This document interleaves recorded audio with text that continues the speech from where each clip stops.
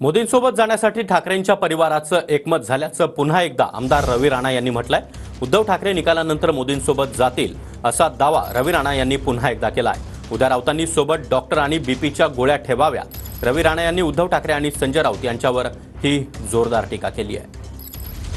उद्धव ठाकरे जे आहेत ते पंतप्रधान नरेंद्र मोदी विराजमान झाल्यानंतर जी खिडकी मोदींनी उघडली त्या खिडकीद्वारे ते भाजप सोबत जातील, सत्तेसोबत जातील, त्यावर संजय राऊतांनी म्हटलेलं आहे की कोण रवी राणा आमच्या नादाला लागू नका। असं आहे की देशाचे पंतप्रधान मोदीजी यांच्याशिवाय कुठला प्रकारचा पर्याय या देशामध्ये नाही आहे। तिसऱ्यांदा ते बहुमतासोबत प्रचंड ताकदीने प्राईम मिनिस्टर बनणार आहे। केंद्रामध्ये तिसऱ्यांदा शपथ घेतील प्राईम मिनिस्टर बनल्यानंतर त्यांनी आधीच सांगितलं होतं की बाळासाहेबांचे त्यांचे विचार, त्यांची जी बाळासाहेबांचे त्याचे संबंध, त्याच विचाराला घेऊन खऱ्या अर्थानं मोदीजी काम करत आहे।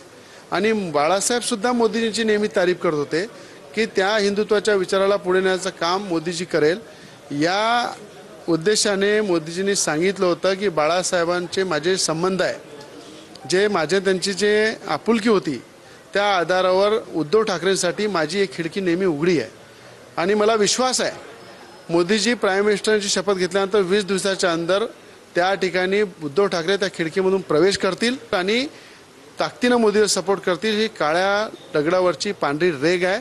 येणाऱ्या शपथ घेतल्यानंतर प्राईम मिनिस्टर झाल्यानंतर मोदीजी तुम्ही उद्धव ठाकरेंना मोदींसोबत पाहाल। संजय राऊत सारखा व्यक्ती ज्या पद्धतीने बोलत आहे त्याचं बोलणं सुद्धा मोदीजी प्राईम मिनिस्टर झाल्यानंतर 20 दिवसानंतर जेव्हा उद्धव ठाकरे मोदींसोबत जातील तेव्हा संजय राऊत हे पूर्णपणे आपल्या तोंडाला लॉक लावतील, कुठल्याही प्रकारचं वक्तव्य करणार नाही। आता त्यांना जे 4-5 दिवस बकबक करायची आहे, मला असं वाटते संजय राऊतांची बायपास सर्जरी झालेली आहे आणि त्यांना खूप जरूरत आहे की उद्या निकालाच्या आधी 2-3 डॉक्टर ठेवायचे, चांगले औषध घेऊन ठेवायची, कारण उद्या तिसरी बायपास सर्जरी करायची गरज नाही पडली आहे संजय राऊतची।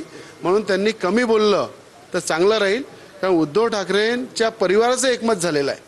कॅमेरामॅन विकी चव्हाणसह मी स्वप्नील उमाप, TV9 मराठी, अमरावती।